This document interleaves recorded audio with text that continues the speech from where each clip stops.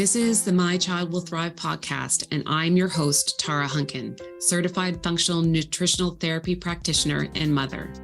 I'm here to share with you the latest research, expert advice, parent perspectives, resources, and tools to help you on your path to optimizing the health and development for your child with ADHD, autism, sensory processing disorder, learning disabilities, or other neurodevelopmental disorders. My own experiences with my daughter, combined with as much training as I can get my hands on, research I can dig into, and conferences I can attend, have helped me to develop systems and tools for parents like you who feel overwhelmed trying to help their children. So sit back as I share another great topic to help you on your journey. A quick disclaimer. Please keep in mind that the information provided is for information and educational purposes only. It is not intended to diagnose or treat your child and is not a substitute for working with a qualified practitioner. This episode of the My Child Will Thrive podcast is brought to you by the Autism, ADHD, and Sensory Processing Disorder Summit. You can sign up for free to watch 10 days of expert interviews and masterclasses at www.mychildwillthrive.com/summit. Now on with the show. Hi, everyone, and welcome back to the My Child Will Thrive podcast. I'm Tara Hunkin. I have with me again today, Dr. Scire. We're going to be talking about part 2 of the series of unlocking the mystery of brain lateralization. So thanks for coming back again to join us, Dr. Scire. Absolutely. It's great to be here today. So just a quick reminder of who Dr. Scire is and why he is an expert you should be listening to.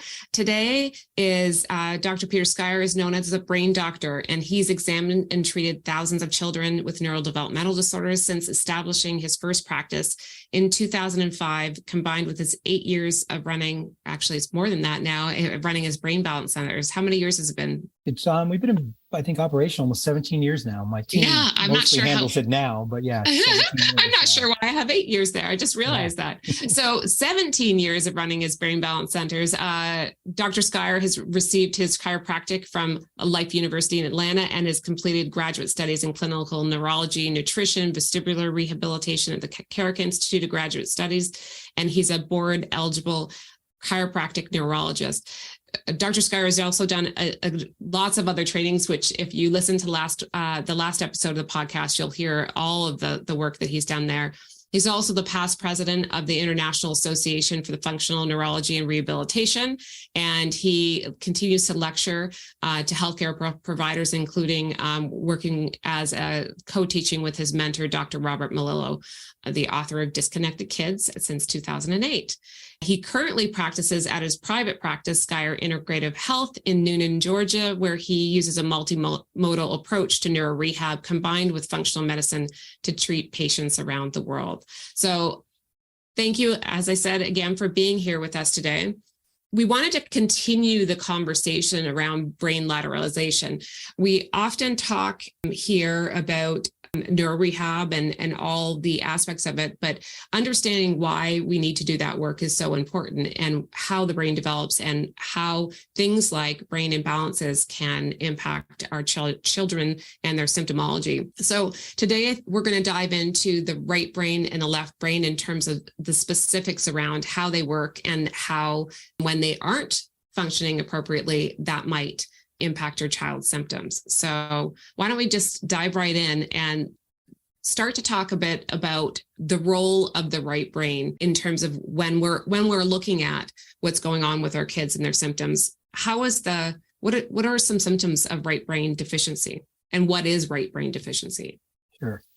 Well, first, I think the most important thing we have to establish is the idea that what makes the human brain unique is the asymmetrical distribution of functionality of the hemispheres. Okay. It's really important that we establish or break down the fact that there's myths of a right brain and left brain simplicity, because it's very complex. Okay. When we're trying to take these very specific neural networks that are housed between the right and left brain and break it down into a way where the lay public can understand it. But the reality of it is that there's so many different factors here. But when we talk about the right and left brain, what we're talking about is the distribution of functionality between each side of the brain, and that there are certain functions that the right brain is more superior for. It doesn't mean that the left brain doesn't necessarily maybe contribute to that function, but it's almost like maybe 70, 80% or 90% of that functionality happens in more of one side of the brain versus the other. For example, when we're just talking about language, verbal language is going to happen more on the left side of the brain, where nonverbal communication is going to be more predominantly done by the right side of the brain. Okay, so the right side of the brain being designed for facial recognition, being able to pick up all the subtleties of changes in facial tone relative to just how your eyebrow may move and change what someone might be saying or receiving from a nonverbal language, to looking at just even your pupil response and the dilation and constriction of your pupil as we speak. So the generation of nonverbal communication and then the receiving of nonverbal information is going to be more housed in the right side of the brain, where verbal language is going to come from more of the verbal side of the left brain. Okay, the different parts of the left brain that create the ability to generate language, but also receive language. So that's an example of how, just in that overall function, that we need both functions. And what we're always talking about and always relating to when we say a child has or an adult has a brain imbalance, or really the term is functional disconnection syndrome, because what we're looking at, there's not, or doesn't appear to have pathology. Okay, that there is just a functional output difference. And so in a child, let's say with autism, the thing that we're going to see a lot is we're probably going to see that increased verbal function, especially in high functioning autism, or children that may have what we used to refer to as an Asperger's type of diagnosis, or even that classical ADHD child that developed very hyperverbal skills early on developmentally, at the expense of the nonverbal language that you will see, or parents will talk about. They don't make good eye contact, or they're not good at reading social cues, or nonverbal language cues, facial recognition. Let's go into that a little bit more in terms of the right brain. So a lot of parents will say, like you said, so you have the child that's high functioning autism that can be hyperverbal, but then how do you explain the low functioning nonverbal autistic child? So how does that play into that functional disconnection? It's a great question, and we get that asked a lot. And I believe that Dr. Miller and I have probably a little different perspective on it. Number one, that just because a child is nonverbal doesn't mean that their verbal centers or their language centers of their left brain are not developing. I've actually encountered a lot of children that when given a piece of technology, they can actually communicate. Okay, I remember years ago, probably early in my early part of my career, we had a child that could actually type in 5 different languages on a computer.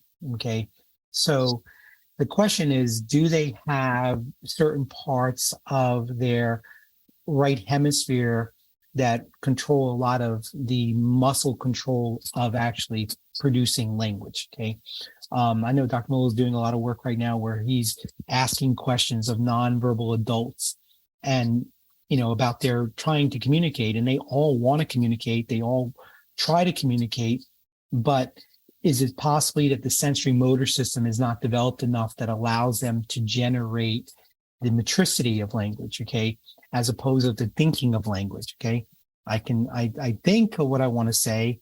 I potentially might be able to type what I want to say, but the parts of the brain that are developed, that are not developed, that contribute to the generation of language. Okay, and so that's a big thing. And then there is some elements of where, in a certain magnitude of the delay, or there's some more global developmental asymmetry or global delays that are happening in the brain, where both sides of the brain are actually pretty developed or underdeveloped in that instance. Okay, so there is a mechanism there that plays into that, but definitely are when we've seen children that are nonverbal, non-speaking, that even when you can test them cognitively, that they can actually show where they're actually pretty good with certain letter recognition and number recognition, and do have actually the ability to do some basic math calculations and may be able to actually spell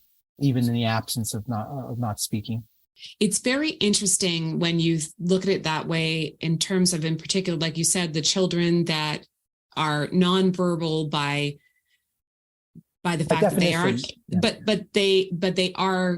They're able to read, they're able to write, and they're able to communicate through devices like the rapid prompt or typing ultimately, or other things. So, I mean, obviously that makes sense that it really isn't it's just about the output from a speech perspective, not actually being able to process that information, and actually it's just the output really for them.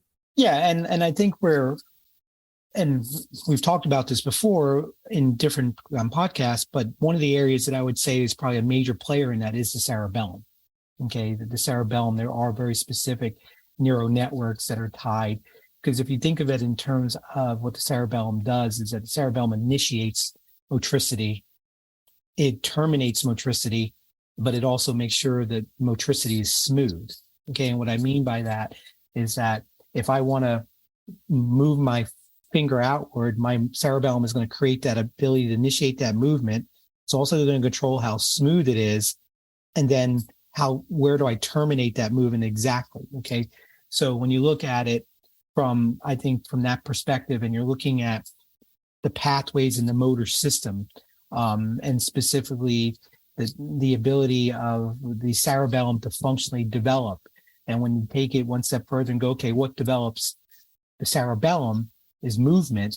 And then where do we see the discrepancies in aberrancies of movement early on developmentally, whether we step back and look at, the aberrancies that we may see in primitive reflexes, necessarily not going through their normal, because I think one of the things we've talked about, Atlanta, about the primitive reflexes is the existence of them beyond a certain period of time as a sign of brain immaturity, or a lack of brain differentiation, or a lack of brain asymmetry. But one of the things that we also may not realize is there the lag in the asymmetry, the primitive reflexes developing on time, okay, that you have these primitive reflexes that are there in the development of the baby, the assistance of the baby through the birth canal, and then all of a sudden we have this 0 to 3 month aspect of primitive reflexes, 3 to 6, eventually leading to postural reflexes. But if those primitive reflexes don't go through that normal order of time of development, we don't create the complexity of the motor system. Okay. So by not creating the complexity of the motor system, therefore we don't create the complexity of the differentiation of certain parts of the brain, i.e. being the cerebellum. Okay. Cerebellum going through these different zones of functionality that then help us set up the next layer of functionality within the motor system, the basal ganglia, which then is firing to other higher centers of the brain and creating that differentiation. So it's really that's ultimately, when we're talking about this brain asymmetry, is the lack of differentiation, the lack of functional differences between the hemispheres. So the question becomes, where did the problem start? And the problem probably started in terms of the lack of ideal sensory and motor stimulation that then turns on genes in the brain that then codes for the specialization of the hemispheres. It is fascinating when you break it down like that, and just how everything is so connected. And you can see, the miracle of brain development, and how if you have an interruption in that development process, how we can start to see symptomology that we do in terms of that functional disconnection. Yeah, exactly. And as I communicate, I always try to give our patients and our families some generalities, and I know generalities are not always exact, but I think in this case, one of the things that's important is that when you look at the brain developmentally, it develops from a bottom-up mechanism, a top-down mechanism, but then also if you look at the brain anatomically, there is kind of like a zone relationship where there are what we refer to in neurology as midline structures of the central nervous system, more intermediate structures of the central nervous system, and more lateral structures of the central nervous system. And the more lateral structures of the central nervous system is what neuroanatomists or really refer to as the new structures of the brain. And these are the structures that most people would say are what makes us human. Okay, that biologically we share a lot of similarity in relationship or anatomy in the midline and intermediate with animals and even fish for that matter. But what makes us unique is the lateral component of our aspects. Now, where that disruption can happen in lateral relationships, and what is these lateral relationships? These lateral functions are really our executive functions, our higher thinking functions of both our right and left side of our frontal cortex. Okay, and so when we hear in neurology a term called your dorsal lateral prefrontal cortex, it's the most lateralized part of or outward part of the brain in terms of that, and so. But those more lateral areas of brain are dependent on midline structures developing appropriately, the intermediate structures developing appropriately, and then driving the expression of these lateral zones. And then one of the other things that we know that's unique about the human brain is that if you think of it that the brain is growing from a bottom-up relationship, meaning from the muscles through the spinal, the nerves that didn't come into the spine and then up the spine and then up to the brainstem. And then the brain kind of makes this little hard right turn to where now it comes and goes this way. And now we get our limbic circuitry, we get our motoric circuitry of our basal ganglia and our thalamus. And then we get the cerebral cortex that comes around it. What happens at the cerebral cortex level, and what I mean by that is the lobes of the brain, the occipital lobe, the back portion of the brain, the temporal lobe, the parietal lobe, and then the frontal lobe, is that it grows posterior structures forward. So they're growing from a posterior mechanism going forward, then they're growing out. And what happens is if we have disruption in, again, those midline structures, those intermediate levels, we don't get that development from back to front and then outward. And then that outward expression of development is now becomes more of the differentiation or the specialization of the hemispheres from right to left. And then ultimately we again get this big bridge effect between the two hemispheres of corpus callosum that allow us now to create what we refer to as integration. And that's really what we're ultimately saying when we talk about a brain asymmetry or brain imbalance, is that we don't get the differentiation on one side. We don't get the higher degree of development on one side. And then that leads to the lack of integration that happens between the two hemispheres. You know, and an example of that you would see, let's say in a child developmentally, is let's say the child that's struggling with reading, that they may be good with being a word reader, they may be good with their phonics, they may be good with their grammar rules, but they can't use their right brain that allows them to understand reading comprehension. They don't have the ability to understand main idea or inferencing or drawing conclusions. That would be an example of that asymmetry. It really, so it's incredibly fascinating once you start to see this connection, as I was saying before, which is why assessing a child is going to be essential to finding out where the work needs to be done, I'm assuming, and from my experience as well, and having that assessment done. So we've talked in the past about primitive reflexes, obviously, and needing to be assessed, and from that explanation, that's clearly important. How do you assess right brain and left brain functionality to determine what needs to be worked on and how? Well, since we talked about the idea that we have to look at it from a bottom up and then top down mechanism, you literally go 4 by 4. Okay. So you look at, we know, for example, like obviously the primitive reflexes are housed in different parts of the brainstem. So we're not exactly 100% sure anatomically, but there's a good relationship of where we think they are coming from. So that in itself gives us a relationship there. Okay. We also know off the brainstem comes the cerebellum, and one of the other parts of the brainstem is the vestibular system. So looking at vestibular function, okay, looking at right to left sided vestibular function, because when we're looking at the higher centers of the brain, the cerebral cortexes, the right hemisphere and the left hemisphere, they're dependent on output from the opposing brainstem and the opposing cerebellum. Okay, so for example, my right cerebellum and my right brainstem is going to have enormous amount of firing to the opposing left hemisphere. Okay, so when you're looking at, for brain asymmetry, you want to start out with looking at primitive reflexes. You want to look at for dominancy profile, because if a child doesn't develop a dominancy profile, that's also a great example of brain asymmetry. So what I mean by a dominancy profile is relationship of, if I'm right-handed, am my right foot dominant? Am my right eye dominant? My right ear dominant? I want my profile to all exist on one side. Oftentimes, many of these kids actually have mixed, profiles, okay? Or they haven't selected a hand dominancy, okay, when it comes to writing. So again, that's an idea that in that early 2 to 3 years of life, those first 36 months of life, that there is a relationship of immaturity.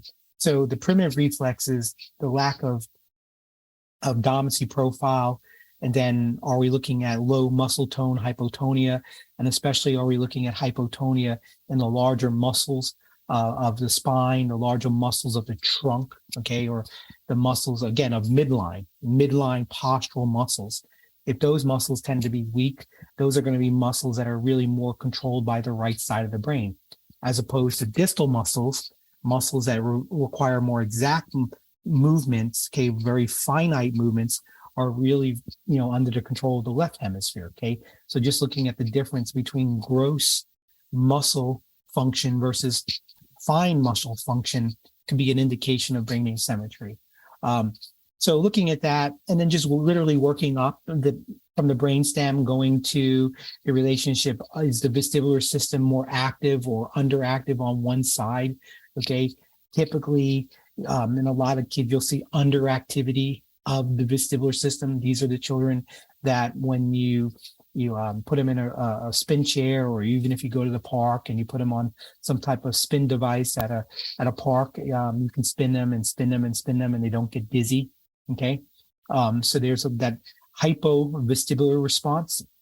In some kids, you may actually have a hyper vestibular response, but the reason for that is that there should be symmetry between the two sides of the vestibular system, to where one side is not overfiring and maybe producing the hypervestibular functionality, where the other side is hypo firing. Okay, so that's an example where we may spin a child in one direction and see hypovestibular function, and then spin them in another direction and see hypervestibular relationships. Okay, the idea that you may see like sensory system issues, where maybe a child, depending on the age, maybe you write a number in their hand, you close their eyes, and you write a number in their left hand, and they can't discern what that number is, but you write the number in their right hand and they can completely discern it.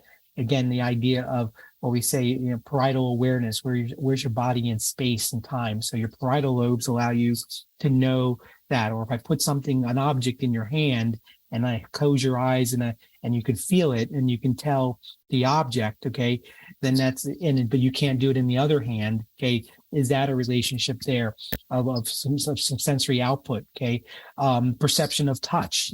Can I touch a child and then tell them with their eyes closed, touch where I touched? Do they perceive one side of the body versus the other? Okay, so that's an example of that. So you literally go through all the difference from a sensory motor assessment. You can go through the differences of right to left side of the brain longitudinally. You're literally working up from the lower parts of the brain, the what I like to say, the floor of the house, the foundation of the house, the cerebellum and the vestibular system and the muscles. Okay, then going into the brainstem and looking at brainstem primitive reflexes, but all our cranial nerves. We have 12 cranial nerves. That 3 cranial nerves are involved with eye movement. So we can literally look at the integrity of eye movements and begin to see what the cranial nerves are doing, 3, 4, and 6. Okay. So we can look at basic eye relationships, the ability to converge your eyes towards a target with divergence at something in the distance, slow eye movements, such as what we call pursuits, being able to slowly track an object. If I ask you to move your eyes from one target to the next, those are saccadic movements. All those eye movements are generated by very specific parts of the brain. Okay. So we can do that bedside. If we have more advanced technology, we can actually look at visual processing and look at the difference between the left side of the brain's visual processing skills for detail versus the right side of the brain's visual processing for global spatial orientation. Okay. You can do that with the auditory system as well. And so that's how we can really do this from a standpoint of just a bedside diagnostic relationship. So what happens when you've done all that? And I've been through that. So we've done that more than one occasion with you, with our child. So what happens? You go through all that process, and what would you say typically? So if their child tends to be there's weaknesses and dominance, right? In terms of, sometimes I know that in disconnected kids, Dr. Miller talks about a right brain weakness and a left brain weakness. What happens when there's a bit of both going on? What does that look like, and how do you manage through that? Well, I think, when we look at maybe a little bit of both sides being weak, that's where we get in more of some of the children that might have more of a global delay. Okay. Or it might be in some instances too, where in ADHD, you're probably not going to see that. Okay. And a child with ADHD or a child with Tourette's or tics, the children that we would say on the continuum of the brain asymmetry have more evolved functionalities, you're going to really truly see the brain asymmetry. You're going to see the difference in one side being more dominant functionally and one side being, underdeveloped. Now, when we get into the population of children that would probably be classically diagnosed in the autism community, or maybe dealing with persuasive developmental delay, or there are children that are being diagnosed with more of a global developmental delay, then there's a more chance that you may see suppression on both sides because they didn't get the benefit of the increased lateralization. Okay. They didn't get the benefit of probably the hemisphere traits that are really, because ultimately what drives this brain asymmetry is in our opinion, is the dominant traits that are passed down within the families. Okay. If there's a lot of history of left brain dominant traits, and what are those left brain dominant traits would be like, a family that has a lot of engineers in them, maybe scientists, people that are really good with numbers, okay, or accountants, or, those are going to be the people that are probably going to be more with very left brain dominant traits. Okay. And if both mom and dad have those left brain dominant traits, the odds are that they're probably going to pass off these traits. And again, this has been well defined by Simon Baron-Cohen's work and Uta Furt's work, that they are really these traits. And that's why it looks like genetics, but it's really not. These are really these epigenetic traits that are being passed down. But in a child where we see a kind of both, and there's kind of a mixture, then they didn't get the bias of those traits. And then you really have to really do even a bigger evaluation to say, okay, is this truly more a left brain delay or a right brain delay? And for example, that might be that child that might have persuasive developmental delay symptoms, but they don't have enough symptoms where they can classify them as autism. Okay. That they know that they necessarily have a language delay, but is that language delay really a language delay of the left brain language centers? Because when you actually examine them, they may actually be very gifted with or they may show good signs of nonverbal language. Okay. So if a child shows very good signs of nonverbal language and they are not speaking, I'd be more inclined to say that child may have a left hemisphere deficit that's producing the lack of verbal language. because they're showing signs where they make good eye contact. They are good at reacting to nonverbal gestures. Okay. Maybe they have decent motor tone. Okay. But the reverse side of that would be what we started talking about earlier, was a child that doesn't speak, has good left brain verbal skills in terms of, or left brain skills in terms of maths and writing and or maybe, letter recognition. For example, a child that would be probably considered in the autism realm, where they don't have the nonverbal language communication skills.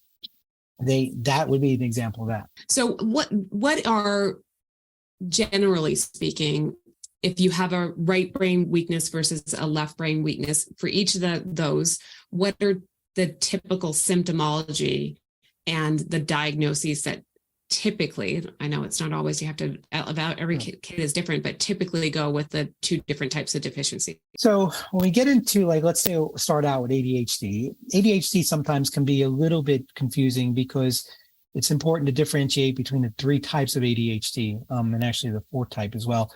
But so a child that is ADHD, we need to look at, number one, is it just inattentive? Okay. If it's inattentive, they can either go either way. Okay. And the reason for that is that attention networks are distributed between the two hemispheres. There are certain attentional networks on the right. There's certain attentional networks on the left. Okay. Again, the left brain is going to be more biased towards detail attention. Okay. Focal attention, where the right brain is going to be more, sustained attention or global attention. Okay. Spatial attention. All right. So when we get into the quote unquote symptom of attention, we need to break it down to that greater degree. I would say that over probably 50% of the children that have been seen in our brain balance centers, nationwide, when they come in with an ADHD diagnosis, it's 50% go to the right hemisphere and 50% go to the left hemisphere when we're dealing with inattention. Okay. Now, if it's more of a type 2 diagnosis of ADHD, and this is where the H component of the hyperactivity or the impulsivity come into it. If we're seeing more impulsiveness or more hyperactive, which are often then seen with some type of motor tic, okay, that there may be an element of a tic or a stim behavior or stereopathy behavior that's seen.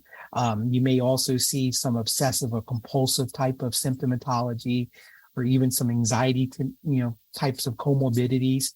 Okay. And this could be also age dependent. It may originally start out with just more of the impulsivity, hyperactivity when they're younger, but as they get older, you may begin to see more of the continuum begins because the asymmetry actually gets further apart. Okay. Those are more typical of your true right brain hemispheric deficient children. Okay. That they have more of this impulsive, hyperactive. And the reason for that is that there's actually a very specific pathway that comes down from the right side of the brain to modulate a very specific part of the motor centers, motor pathways of the brain called the basal ganglia. And what happens, we don't have this hyperdirect pathway that fires down and modulates the basal ganglia. So we get this overactivation in the motor system and the overactivation in the cognitive system. So in the motor system, it's going to come out in the forms of impulsivity, hyperactivity, or some type of compulsion. Okay, the compulsion to do something that has a motor action to it. Okay, now if it's happening in the cognitive realm, then what we're going to see is more obsessions. Okay, or perseverations, meaning that I get stuck on something. Okay, I can't change my tune on the radio. It's like this song in my head. I got it stuck in my head. Okay. But then it's also going to come out in the form of an anxiety. Okay. Going to come out in the form of something that bothers me and I'm worrying about it and all that. So again, those are going to be more your typical right hemispheric delayed or right hemispheric deficit children, or adults. Okay. And then when we get into really the autism spectrum, whether we are diagnosing or undiagnosing Asperger's, or what we would also refer to as a nonverbal learning disability, okay, because there is actually a code for that nonverbal learning disability. And then the spectrum of autism is really going to be classic autism is going to be in indication of a right hemispheric delay. And now when we get into more of the left brain could be that child that is type 1 diagnosed inattention, but their inattention really has to do with their inability to actually pick up details and facts. Okay. So memorization, of factual information from a detailed component. Okay. They may be able to get the big idea, but they don't get the details. Okay. And so that could be that type 1 ADHD child that really may have a left brain delay. And my experience is that no one has done enough of a workup to really pick up with the fact that they actually have an underlying learning disability. Okay. And it's not been classified as a learning disability yet. They haven't picked up the fact that they have a language disability or a math disability or a written expression disability. Because when you get into learning disabilities, there's multiple categories of them. And so your classic learning disability is really going to be more of your left hemispheric delay. And that's going to come out in the form of probably a reading disability, especially for, vocabulary. If a child has poor vocabulary or poor phonics ability, or they're a poor speller, which for the most part, when you get into especially high functioning autism, it's the complete opposite. I've seen high functioning autism kids in the 3rd grade have the vocabulary that of a 10th grader or a college student, that little professor type of aspect. So that little professor type of presentation is definitely not going to be seen in a left hemispheric deficit. And when you really talk to families and especially I was doing a kind of a training with a doctor this morning, and we were talking about the difference between his sons. He's got a son that is more this classic right brain presentation, probably borderline, Asperger's / OCD type of anxiety case that we've been working on for about a year now. And now he's starting to learn the Malillo method. And then he's going, okay, well, my younger son is the opposite. It has like left brain. So we got talking about it, and I asked him, and his son's like in, I think, middle school now, the youngest one. And he's like, yeah, but now that we talked about it, it's like the fact that he said that, hey, he was a poor speller early on in school and really had to work extra hard to learn his vocabulary words, really struggled with basic phonics rules, okay, learning phonemes, math operations were really tough for them. That's more that classic left brain deficit. And a lot of times they kind of fly under the radar. And the reason why they fly under the radar is that they typically don't have a lot of behavioral problems. The only time they're probably going to have behavioral problems is when they're asked to do a preferred task or a non-preferred task in academics. Okay, that they're going to try to have these task avoidance tasks. They're going to have good nonverbal ability. They're going to have good social engagement. Their social emotional levels will probably be more appropriate for their age. They're going to probably make friends, establish friendships, maintain friendships pretty easily. They're probably going to have interest more in the arts of creative art or more the aspects of sports. So that's going to be more that left hemispheric delayed child. Yeah, it's fascinating when you get into all those pieces and you can start, and I'm sure parents that are listening are identifying aspects of their children in all those descriptions there. So once the weakness or dominance has been determined, then I think one thing that everybody should understand is then there's a way to rebalance the brain. So can you just give us a high level sort of introduction to how is that done? Like, how do you begin to craft a neuro rehab plan based on the findings that you get from assessment of these children? Well, it goes back to this bottom up, top down relationship. Okay. So starting at the bottom of the nervous system, starting out with, if a child has retained primitive reflexes, they're going to be instructed to do reflex integration therapy that's done with more of a laterality aspect to it. Okay. That there are certain reflexes that may give us an indication of laterality. There's a lot of people out there doing a lot of, primitive reflex work, but I'll be honest that the majority of their primitive reflex protocols are not enough to eliminate the primitive reflexes, because the primitive reflexes are also a reflection of the asymmetry in brain. Okay, so if they're superimposed, and so if you're only trying to eliminate primitive reflexes, if you've gone to some primitive reflex training, and there's lots of people out there, and I really say that, with kindness, but at the same time, I think there's a lot of misinformation regarding it.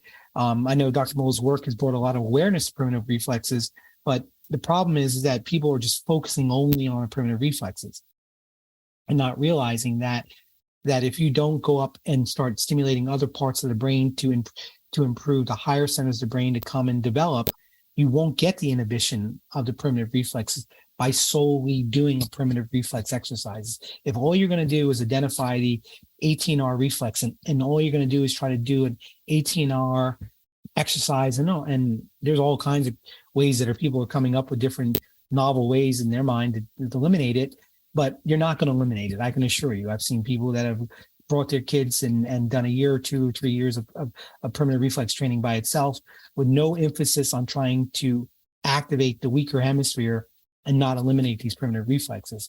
So it's going to come down to doing the primitive reflexes in a hemispherical progression. Also then doing, like, for example, if we determine that a child has weak core muscles, how are we activating those core muscles and stimulating those core muscles? At the same time, we are stimulating the sensorium, the major senses, in a very hemispheric way. Each sensory system has a bias to each hemisphere. So there are visual relationships that come into the right brain versus the left brain. There are auditory pathways that are going to go towards the right brain versus the left brain. There are smell pathways that are going to lateralize more to the right brain or left brain. Okay, somatosensory movements. If I do somatosensory stimulation on the left side of the body, I'm going to fire more of the right hemisphere and have a consequence on it. So that's the biggest thing, is really sitting there and going, okay, I'm going to do these very specific hemispheric therapies. For example, back to the vestibular system, really saying, okay, if we're going to emphasize stimulating the right side of the brain, we're probably going to concentrate on left vestibular system types of stimulation and left brainstem types of stimulations to stimulate the right hemisphere. So it really comes down to that. It really comes down to doing the stimulation that's very directed towards the weaker hemisphere, and not only doing it in a sensory motor ability, but also doing it in a cognitive level, and doing specific type of cognitive-based therapies that will fire the right side of the brain versus the left side of the brain. Also doing academics. If a child presents into one of our brain balance centers, or someone doing the little method protocols, they need to do some academic, work that's going to fire that right side of the brain. It's interesting, it's fascinating to see how important it is to really identify specifically for your child. I mean, there are lots of resources out there, to Dr. Millo's book being one of them, to help you identify these things at home. But understanding how they all tie together is always the challenge for parents at home.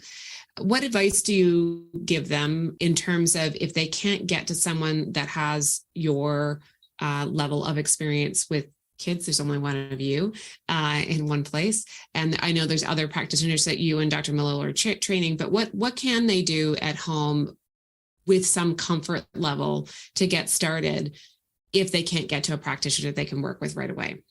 Yeah, if they don't have the ability to be able to get to one of the brain balance centers, or they can't get to a Millo certified practitioner, or obviously Dr. Millo and I work with people remotely, and we do quite a bit of that work, and others do that as well. But even if that's not a feasible option, then for them to really start with the Disconnected Kids book. The book is going to be actually coming out in its 3rd edition at some point this year, which is, for a big publishing company like Penguin, as you know, that's a huge honor. There's only a handful of people that have actually had a 3rd edition of a book ever be done by Penguin. So that's how successful that book is. I actually think that Darmo said they sold more copies than they've ever sold last year, because more and more people are becoming more aware of his work. So the starting point of that is really start with the book. and I tell the parents that the first couple chapters of the book is really getting the concepts of what this idea of brain asymmetry. And I'll be honest, I've never had a family that, and especially our skeptical dads that come in and I remember sitting in my brain balance centers for years, and dads would walk into a meeting and their wife had brought the child through the evaluation and everything. And then they'd sit in the report of findings with their arms crossed and everything. And the first thing I'd ask them, I said, "Did you do your homework?" And they're like, "Yeah, we did the homework." And I said, "So you read the one chapter I asked you?" Because I only asked dads to read about 12 pages in the book. Okay. And I said, "But did you read the chapter that was really about the left brain and the right brain?" He's like, "Yes." So what'd you think? He said, "I got to admit, it made sense." I'm like, "All right, good." And so if it makes sense, then we can start the conversation of, all right, what's the problem? Okay. Or what's the degree of the problem in terms of laterality? Okay. So yeah, I tell parents to start with the book, read the first couple chapters of the book. And then when they get to the chapter on the master hemisphere checklist, to literally go down the master checklist, and then they can begin to see how the brain asymmetry is happening from a symptom-based standpoint. And then in another chapter of the book, Dr. Moll literally explains a basic sensory motor exam that parents can do. And I know that we did a little bit of that through one of our master classes, and we're going to get into some how to do that more further this year. But that's a good starting point too, is just to go through the basic relationship of, he talks about the basic primitive reflexes that you can check. Talks about how to look at a basic hemispheric postural exam that you can begin to look at that.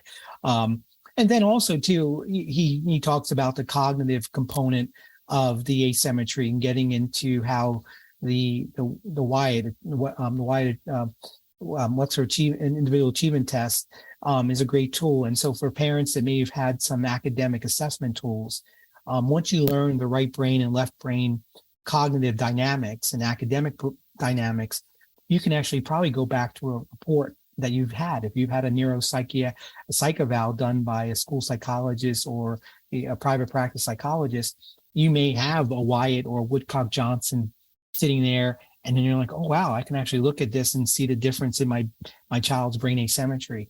So I think once you actually get the understanding of the brain asymmetry, the sensory exam, the motor exam becomes, I think something that, okay, if my child clearly has low muscle tone and can't do these core stabilization exercises, can't do push-ups, can't do sit-ups, can't hang from a flex hanging monkey bar, and they struggle with that, then they have nonverbal learning, issues, they have more behavior issues, then this is probably going to be more of that right brain problem.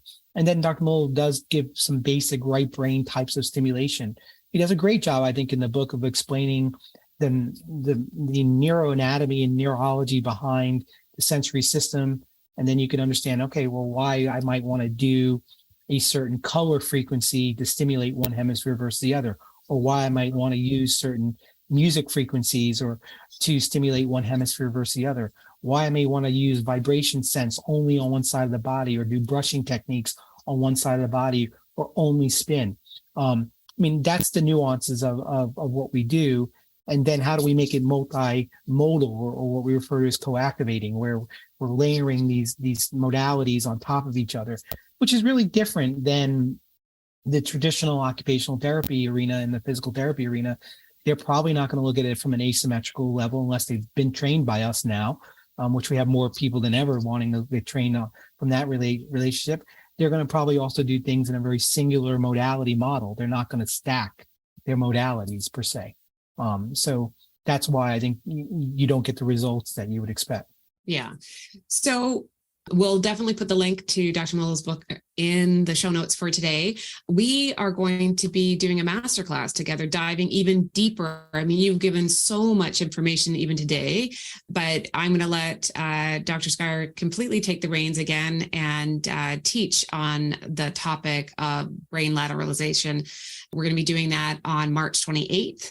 And you can sign up for that at www.mychildwillthrive.com/masterclass. So that way you'll be able to join us live and ask your questions as well after we work through all this. I want to thank you once again for joining us today on the podcast. I look forward to this next masterclass because I know how much everybody benefited from the last one that we did back last fall and last September.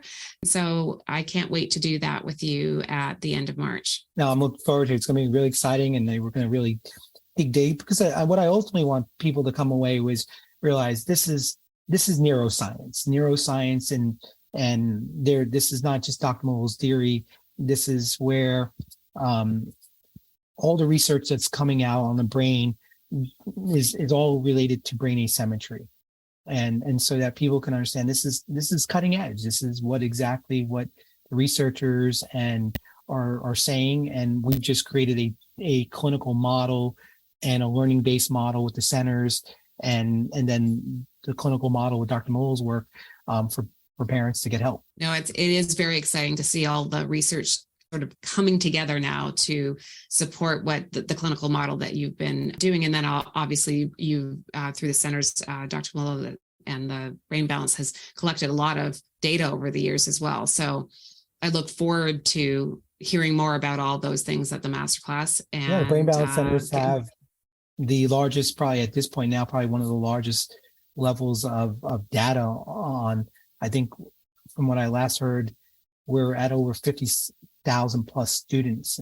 of data. No, I don't think anybody, maybe the only person that comes to mind that may have that kind of data is Dan Amen on his SPECT scans. But other than that, nobody, I think, in the childhood developmental arena, has that kind of data. I mean, even the Harvard study that Harvard just completed, they only had 23 subjects in the study, and so, it's very hard when people, do research to actually find research subjects. And so the research is a very small database. So the fact that our centers now can produce the volume of research on years and years and years of kids is only going to show that, what we're doing actually does work. It's pretty exciting.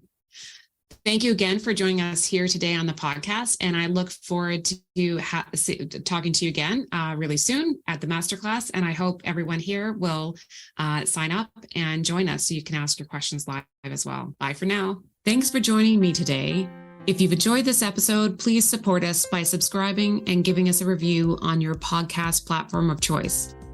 This is Tara Hunkin, and I'll catch you on the next episode of the podcast, or over at mychildwillthrive.com, where you can find articles and the free My Child Will Thrive toolkit too. Make sure you don't miss out on the opportunity to join Dr. Scire and I for his latest complimentary masterclass, where he'll be doing a deep dive into unlocking the mystery of brain lateralization. You can sign up to be notified to join us at www.mychildwillthrive.com/masterclass. See you then.